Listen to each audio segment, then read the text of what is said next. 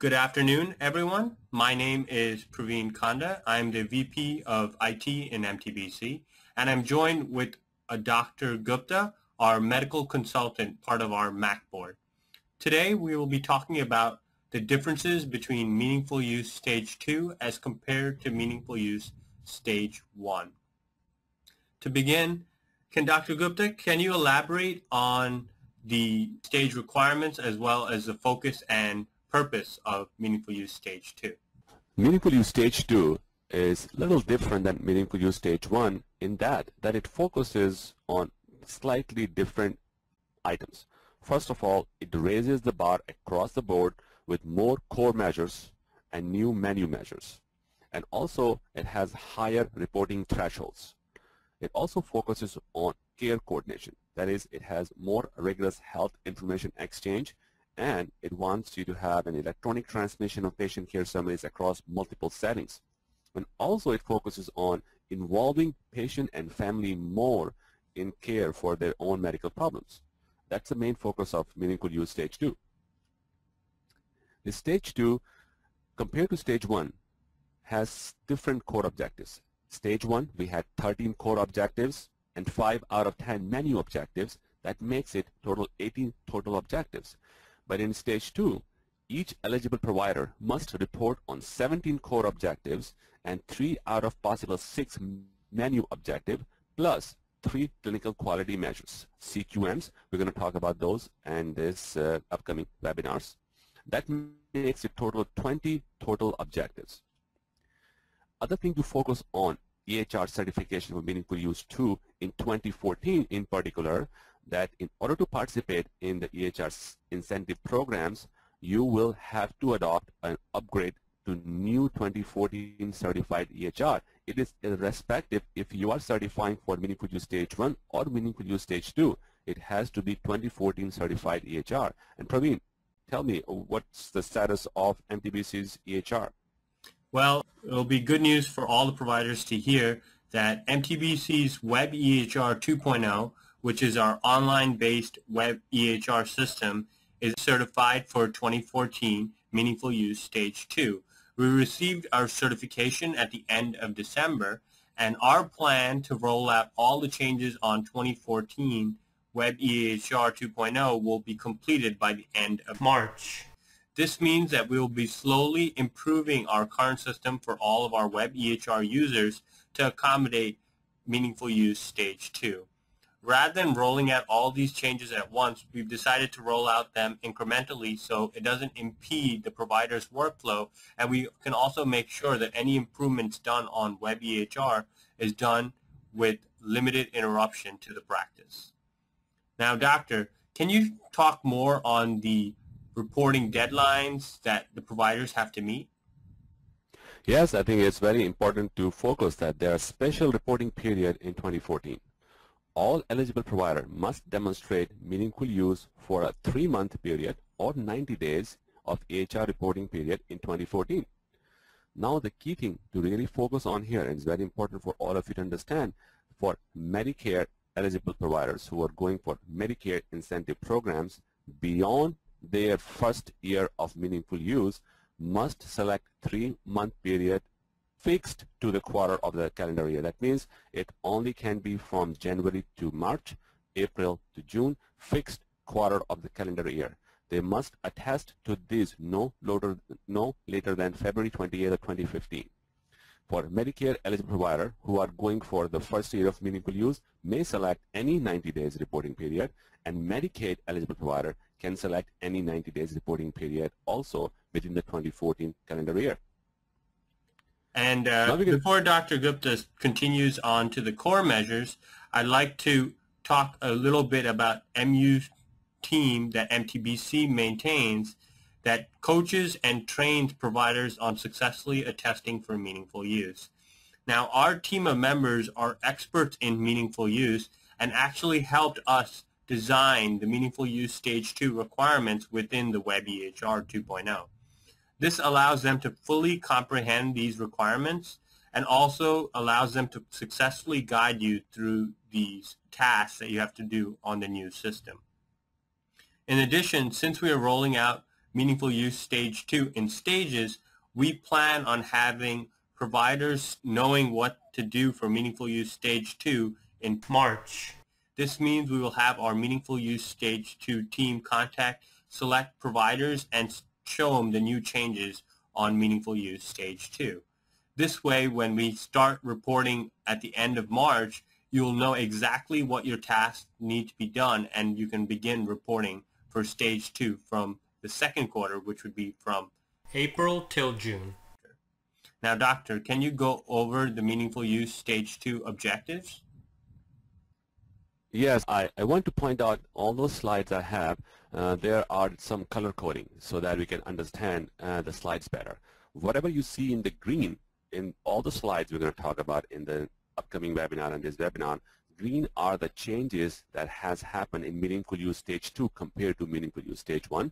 And all the slides that have the blue background are actually Meaningful Use Stage 2 objectives that are existing. The slide with the white background and going forward are the objectives that were in Meaningful Use Stage 1 but are not in Meaningful Use Stage 2. So picking up the first objective of Meaningful Use Stage 2, it is the CPOE for medication order directly entered by in EP. In Meaningful Use Stage 1, we had a threshold of 30% of unique patients with at least one medication in their medication list seen by EP have at least one medication order entered using CPOE. But for Meaningful Use Stage 2, we not only have medication, but we also have labs and radiology orders directly entered by an EP. And the threshold is also slightly higher. We need to have more than 60% of medication, 30% of laboratory, and 30% of radiology orders created by the EP during the EHR reporting period are recorded using computerized provider order entry. Yes, and this is actually a perfect transition again to tell all the providers that MU's Meaningful Use team will actually show them how to enter in e-prescriptions and meet the 60% threshold for Meaningful Use Stage 2. We also have a lab interface where we will actually show providers how to enter new labs through our lab interface, which we would interface with any of the labs. Now, for providers that have labs that we haven't worked with yet, you can please call MTBC's tech support and let the lab know that you would like an interface with MTBC. This allows us to interface with the lab and hence get your data right into the Web EHR 2.0. In addition, MTBC doesn't charge for the lab interface, so that lets you do this lab interface for free, and you can always call MTBC and the lab to get an interface completed. Finally, for radiology orders as well, you can send these requests through MTBC and the radiology to make sure we can accommodate this change as well. That's great. Dr. Great. Gupta, can you talk about the next Meaningful Use Stage 1 requirement? Yeah, there was a next menu, next core objective of Meaningful Use Stage 1 was implement drug allergy interaction checks, and that was all they have to do is enable that functionality in the EHR, which this objective is no longer a separate objective for Stage 2. It is now incorporated into clinical decision support measure, which we're going to talk about later on. Second menu objective for Meaningful Use Stage 2 is ERX. For Meaningful Use Stage 1, ERX means generate and transmit permissible prescriptions electronically, and they had a threshold of at least 40% of all the permissible prescriptions written by the EP are transmitted electronically using certified EHR technology. In Meaningful Use Stage 2, the threshold have increased to 50%, and also they want that these medications are to be compared to at least one drug formulary. So that's the change in Meaningful Use Stage 2. And MTBC actually accommodates this. We'll show you how to use our e-prescription module, and we'll actually also show you how to pull up the drug formulary within MTBC's Web EHR 2.0. So both these tasks seem very straightforward to us, and we've actually already incorporated a majority of these tasks within our Web EHR 1.0, which was our previous version that was not certified for Meaningful Use Stage 2. However, Web EHR 2.0 maintains that certification and also maintains this feature. Doctor, can you talk about the next objective that we need to know about? Yes, and objective number 3 for Meaningful Use Stage 2. In Meaningful Use Stage 1, we were required to record demographics, which is preferred language, gender, race, ethnicity, and date of birth. and the threshold was 50% of all unique patients seen in the reporting period, which is same as in meaningful use stage 1 for meaningful use stage 2, except we have higher threshold. We want more than 80% of all the unique patients have this demographics recorded in the EHR. And MTBC accommodates this by having two elements within our demographics module. Our first element is we let providers change the demographics within the demographics screen, where they can select the preferred language, gender, race, ethnicity, and date of birth. Now, these are all required features within our web EHR, so you're not allowed to save the demographics portion until you finish all these requirements. This permits the front desk to put in all this and gather this data from the patients. In addition, we also have a feature within the web EHR where you can default these requirements. This means if your patients are primarily English patients, you can select a default for preferred language where it's primarily English. Similarly, you can also select a default for race and ethnicity. This lets you default these settings, but however, until you confirm and save these changes, this will not be saved in the patient documents module. Doctor, can you talk about the next objective? Yes. The next objective was in meaningful use stage 1 was maintain up-to-date problem list of current and active diagnosis, and the threshold was more than 80% of all unique patients seen by the EP. This objective is no longer a separate objective for the stage 2. It is now incorporated into stage 2 measure of summary of care document at the transitions of care and referral, which we're going to talk about in a short while in upcoming webinars. Second objective that was meaningful use stage 1 was maintain active medication list, and the threshold was more than 80%, which also is no longer as a separate objective for stage 2. It is also now incorporated into stage 2 measure of summary of care document at the transition of care and referral. And the fourth objective for meaningful use stage 2, which was the same as in meaningful use stage 1, which was to record and chart changes in vital signs, height, weight, blood pressure, calculate and display BMI, plot and display growth charts for children 2 to 20 years, including BMI, and the threshold was 50% and more of all unique patients ages about 2 years of age. Now, there are some changes to that in meaningful use stage 2. You do have a height and weight, but they want to record blood pressure for everybody who is more than 3 years of age. They want to have BMI, plus they want to be able to plot and display growth charts of children newborn to 20 years of age instead of 2, including their BMI, and the threshold is now 80% of all unique patients greater than 3 years of age for blood pressure and all ages for everything else. So these are the changes in objective 4 of meaningful use stage 2. And MTBC actually accommodates all these requirements. In fact, we've actually added a little module within MTBC's HPI, which lets you put in all these details and also decides whether you want to customize the weight from kilograms to pounds. So this lets you focus on kids as well as adults depending on their age group. In addition, we also have you plot growth charts for children, male or female, and also different age groups as well. Doctor, can you talk about objective 5 for meaningful use stage 2? Objective 5 is pretty much same as a menu objective for meaningful use stage 1. In meaningful use stage 1, the objective stated that record smoking status for patients more than 13 years of age, and the threshold was 50% of all unique patients, which is same as in meaningful use stage 1 in meaningful use stage 2, except threshold is now increased to 80% of all unique patients.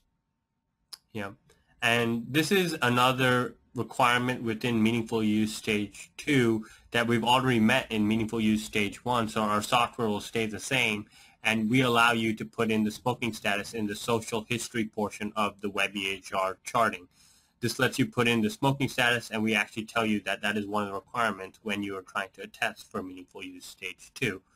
Objective 6, it is slightly different from meaningful use stage 1 in the sense in meaningful use stage 1, we had an objective that states implement one clinical decision support rule relevant to specialty or high clinical priority along with ability to track compliance with that rule.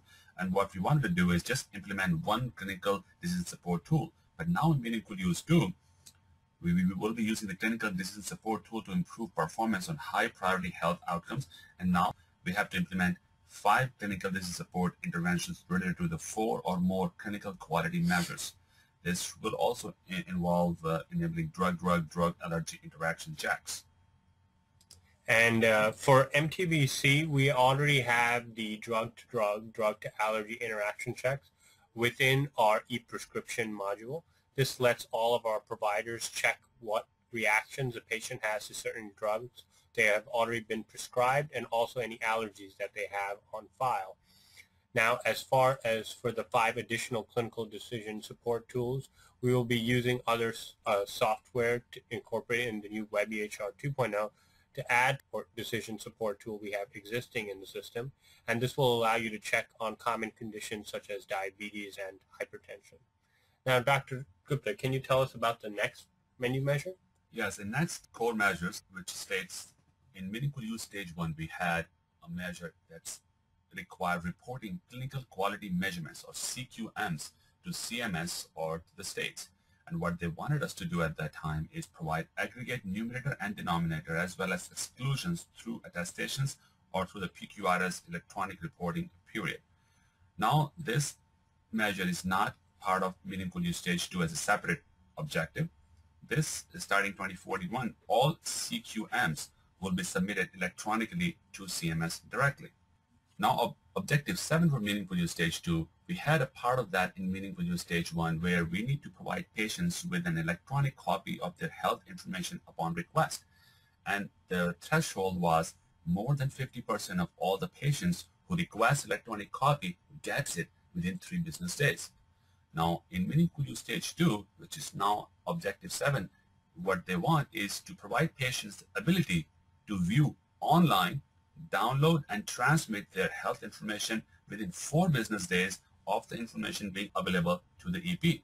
As you notice, the green section on the slide are the new changes, and they also added the online option.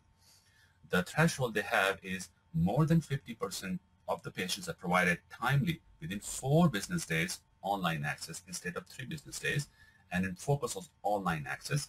And more importantly, that's something very concerning for all of us to think about, is more than 5% of all those unique patients actually view, download, or transmit to third party their health information. That means the real focus in meaningful stage 2 is the online portal. The patients are getting this information online. They're using it online themselves. That's the main focus. That's big change in objective 7 here. And MTBC understands that with meaningful use stage 2, the focus goes from having the patients be more attentive and more focused on their own health care, and that's why they are required this online access. MTBC offers a PHR, or patient portal, that has direct linkage with your existing EHR. This enables the patient to check all the information that you have allowed them to check through the EHR. This means that all information that you store on your EHR system is not viewable by the patient unless you authorize it by clicking a button that lets it view on the PHR. This is an added security measure within our PHR for the patients to view. In addition, the patients currently can view their PHR information online at phr.mtbc.com. They can also view it on their Android and iPhone with the PHR app. This app allows them to view everything from their appointment times all the way to their medical information, their allergy list, as well as their medication list. We also let them pay their bills online, so they can pay using this app and it will be carded automatically to your account. Finally, we're encouraging patients to view the PHR using these apps as a quicker way for them to actually view the system. For instance, if a provider gets a report from a lab, he can actually scan that within our document management system.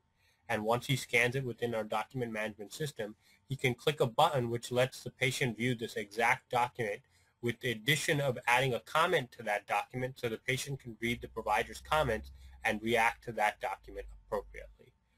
This whole goal of moving to online access for PHR, we view patients using more mobile applications in the future rather than the website. This lets the patient quickly view their data, and you can quickly satisfy 5% of all your unique patients can actually view this data. In addition, as long as the data is tracked within the EHR in terms of allergy lists and medication lists, those lists will automatically be shown on their PHR account, so you don't need to worry about that. Now, Dr. Gupta, can you talk about the next meaningful use objective, number 8? The objective number 8 is actually slight modification of the meaningful use stage 1 measure, where we need to provide patients a clinical summaries of that visit at the end of the visit. The threshold at that time was to provide this clinical summary to more than 50% of the patients within 3 business days.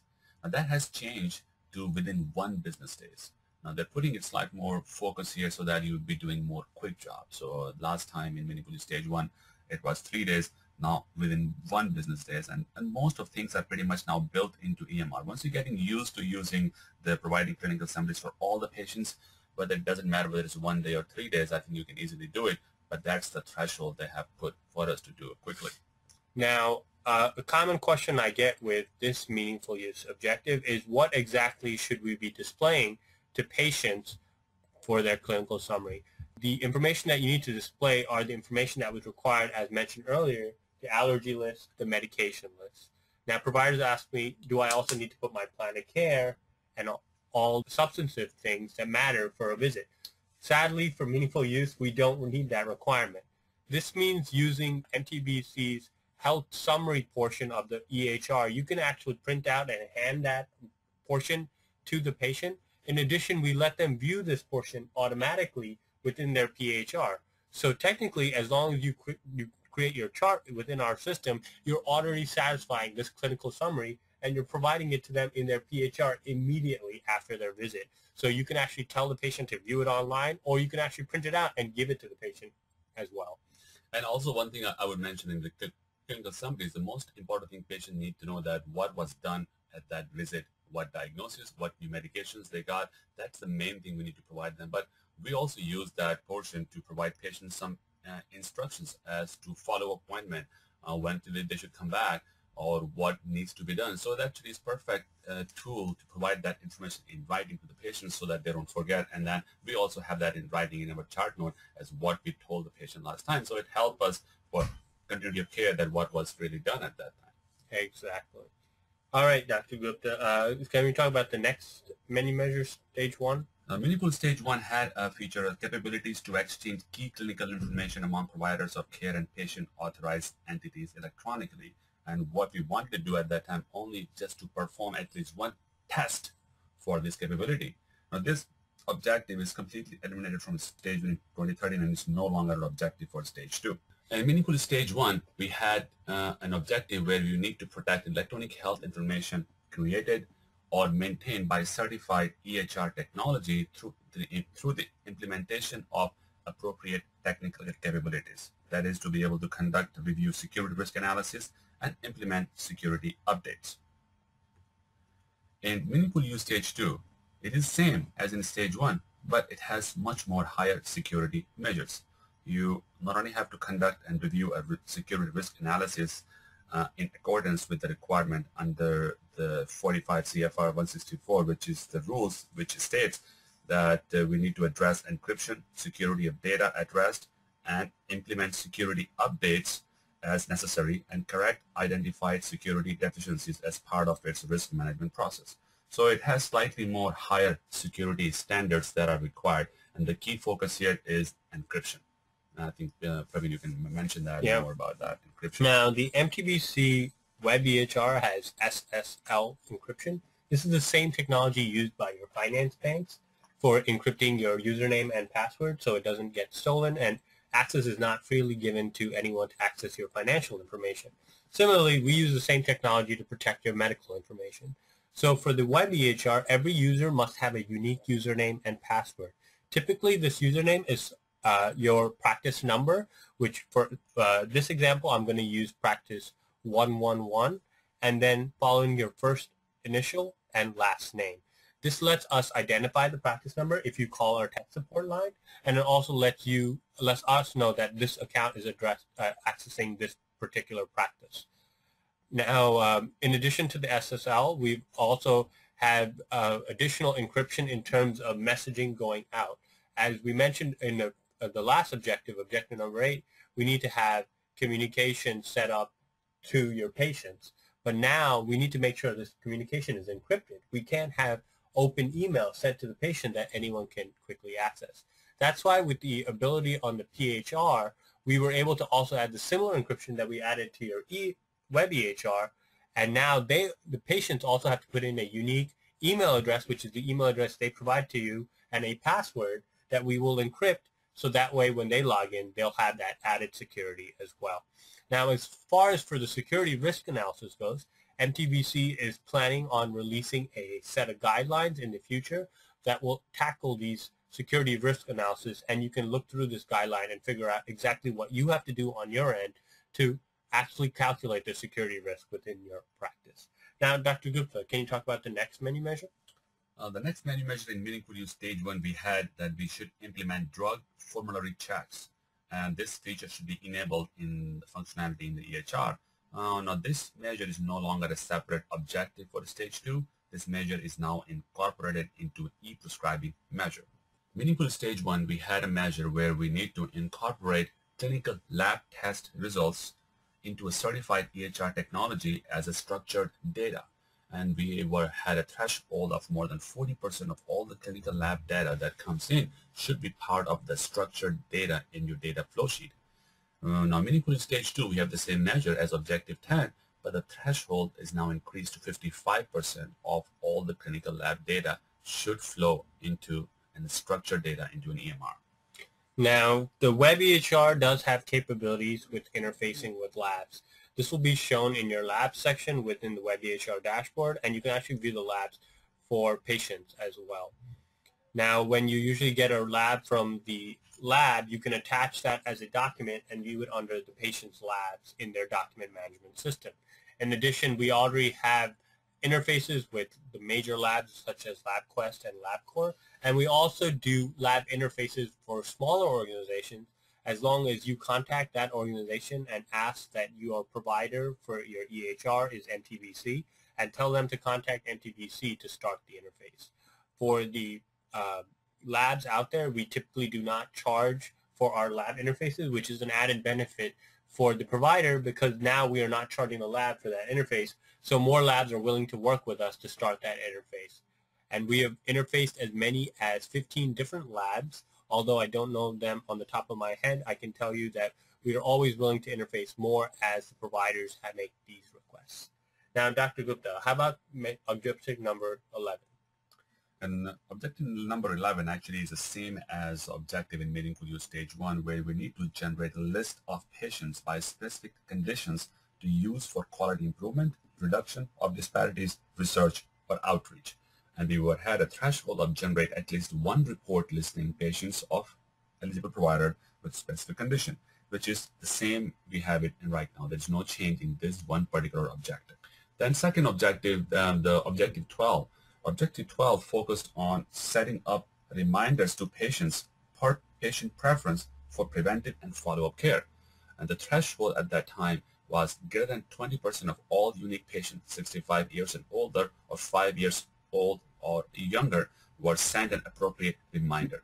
Now, this has changed quite much in Objective 12 in Meaningful Use Stage 2, that we use clinically relevant information to identify patients who should receive reminders and follow-up care and preventive care. And the threshold here is use EHR to identify and provide reminders for preventive and follow-up care for more than 10% of patients with 2 or more office visits in the last 2 years. So this is slightly changed in terms of how the reminders should be generated. It was different in the last time, that's based on age. Now here it is based on how often are they seeing you in the office. So that's a slight difference. All right. And for the web EHR, I'm glad to announce that we've actually tackled this issue in multiple ways. One, we actually are capable right now to send out text reminders through your PHR app. So once they download the PHR app and they actively start using the PHR app on their phone, we send them a text reminder. In addition, we will have a reminder section within the PHR web portal where if they log in online, they'll send a reminder on there to follow up or do the specific task associated with that specific reminder that you've sent them. In addition, we also let you communicate to your patients through your PHR app or the website, so you can always send a message through that as well if you would not like to use our reminder system or have the patient bogged down through a reminder via text message and rather just send a message that is an email type message. Now, Dr., can you talk about objective number 13? Objective number 13 in Meaningful Use Stage 2 is very similar to the objective that was in Meaningful Use Stage 1. With slight difference. In Meaningful Use Stage 1, we had to use certified EHR technology to identify patient-specific educational resources and provide those resources to patient if appropriate. And we need to do that for more than 10% of all unique patients. Now in Stage 2, Meaningful Use Stage 2, the patient-specific education resources identified by CEHRT are provided to patients for more than 10% of all unique patients. And the only specific difference is those educational resources needs to be certified or identified by CEHRT. They're not just any kind of resources that you make up or find something. That's the only difference, but otherwise it's the same. Now, MTBC would like to announce a change in our educational resources provider. Prior to WebEHR 2.0 that's certified for Meaningful Use Stage 2, we used to use Atom Encyclopedia. This is a CEHRT certified vendor.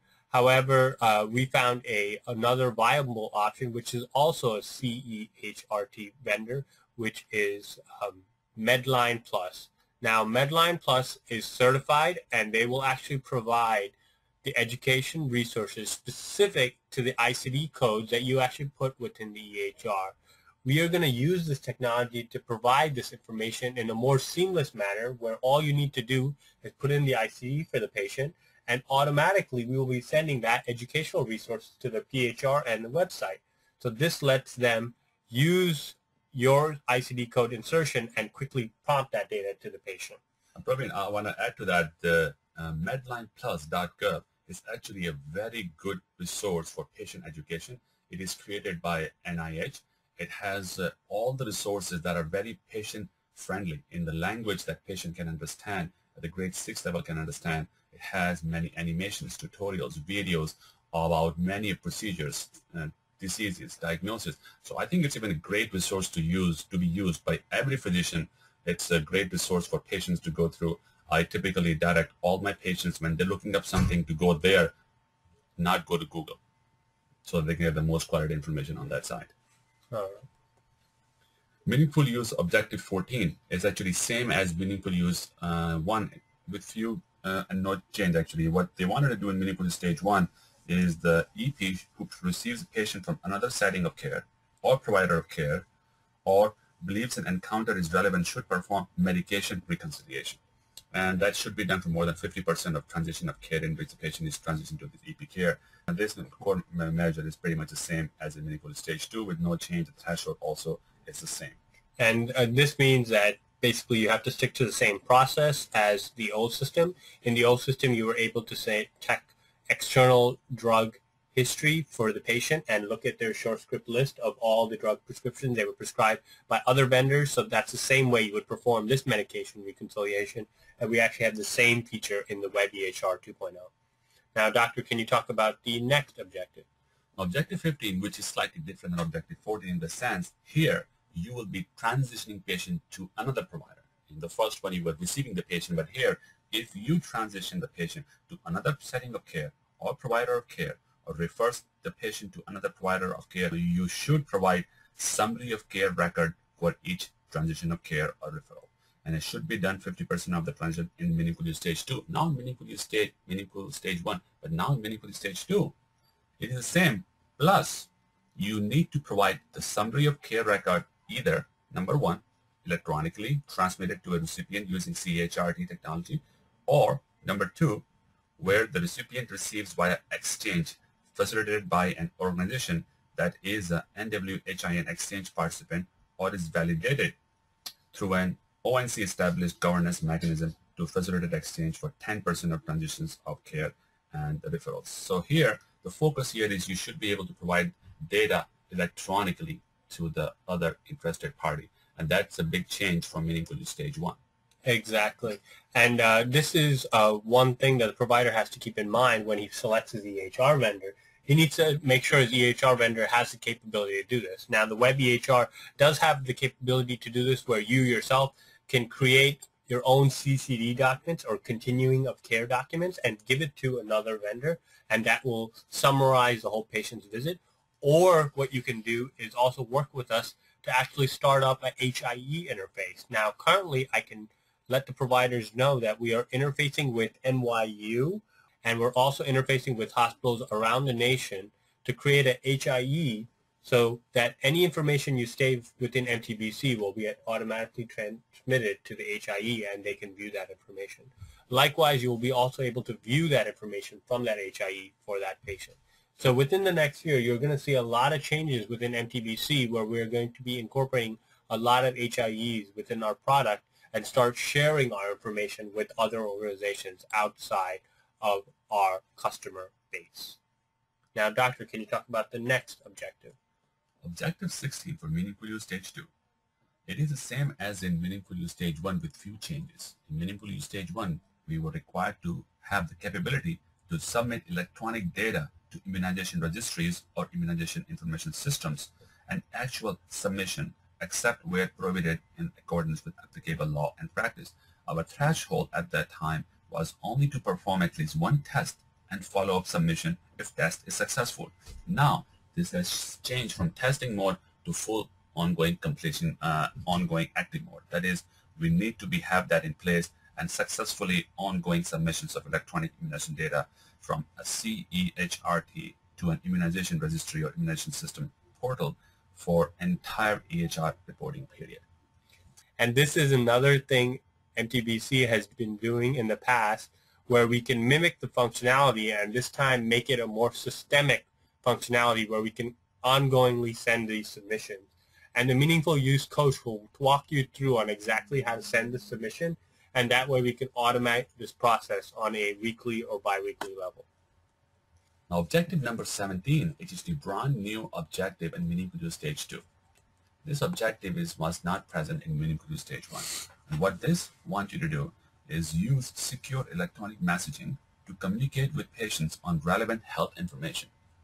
And what it wants to do as a measure is a secure message was sent using electronic messaging function of the certified EHR technology by more than 5% of unique patients seen during the EHR reporting period.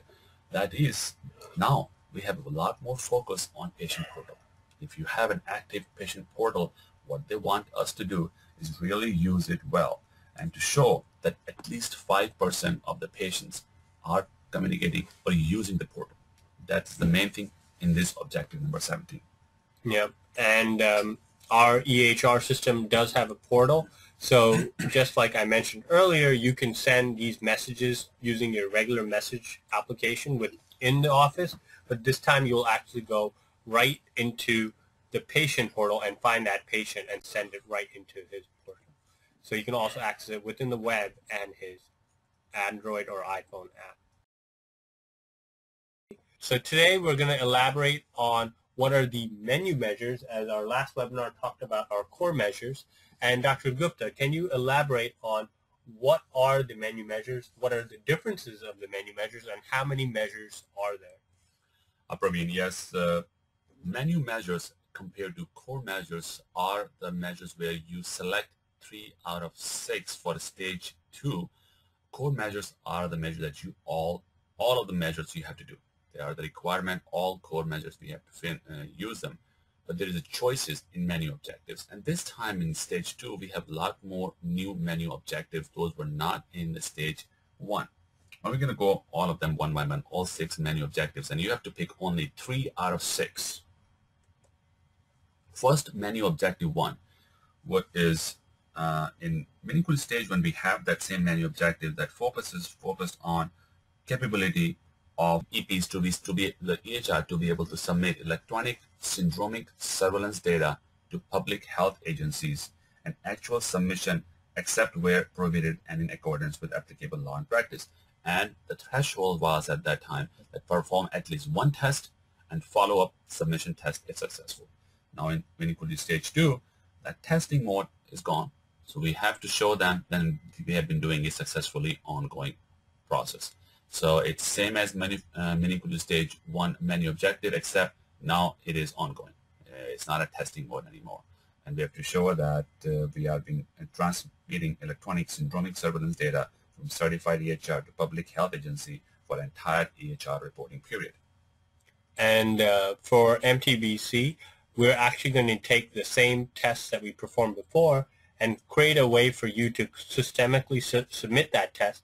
That way you accurately meet this requirement. If you choose to meet this requirement, where you can systemically submit your syndromic surveillance data to the public health agencies and submit them in accordance within the reporting period. Now, what about the next menu measure? So most of the next measures are all new for meaningful use stage 2, and I'm going to go one by one.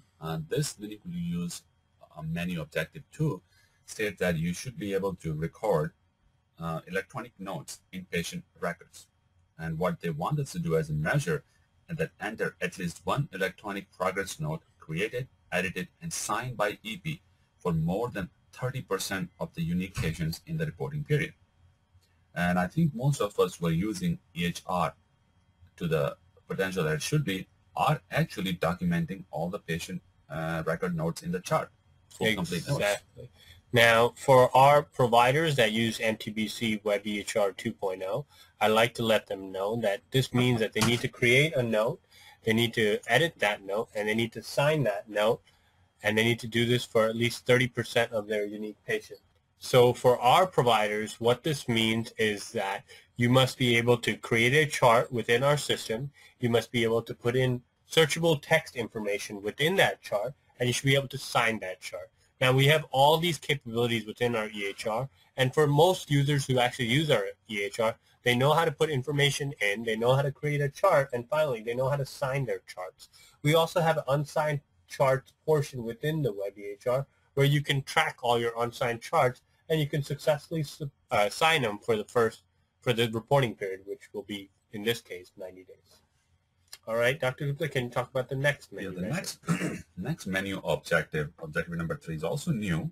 What they want us to do this time as part of this third menu objective is have an imaging results consisting of image itself and any explanation or other accompanying information are accessible through the certified EHR technology. The threshold here is more than 10% of all scans and tests whose results is an image ordered by an EP for patients seen during the EHR reporting period are incorporated into or accessible through certified EHR technology. So we need to have not only a report, but actual image on and more than 10% of all those tests ordered in the EHR reporting period into the EHR. So one of the things MTBC is going to do about this specific menu measure is that we actually have a document management system which is attached to a document. So this lets you view either the image, which would be a picture, or it lets you view a Word file. So our new system will actually have this capability where you can interface that portion, our document management system, right with that certified HRT technology. And this would mean that we would be interfacing with HIEs as well as your lab vendors to either pull in information and give them back information if they needed it. Now, what about menu measure number 4? This is also a new menu objective. And here, what they want us to do to be able to record patient family health history as a structured data. That's new. That wasn't there before. And the threshold we have for that is more than 20% of all unique patients seen by the EP during the EHR reporting period have a structured data entry for one or more first-degree relatives or an indication that family health history has been reviewed. So the main focus is that you also have a way to record family health history of your mother, father, brothers, and sisters, and show that you have reviewed health history in the chart. Now there should be some option that says that family history has been reviewed. And we actually do have this feature within Web EHR 2.0, which is a certified EHR for meaningful use stage 2. So in this new system, we actually let you put in your family relationship, which could be mother, father, sister, brother, and then you can put in the actual problem within a text box that will actually keep in this health history input in. And finally, you can also check whether it's been reviewed or not. So even if you didn't update that portion, you can check a box and it would be reviewed for that relevant patient. Now, Dr. Gupta, what about menu objective number 5?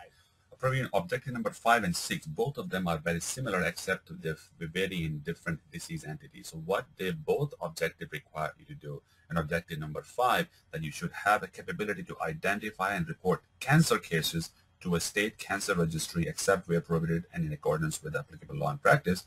And the threshold here is that you should show them a successful ongoing submission of cancer cases information from certified EHR technology to cancer registry for entire reporting period.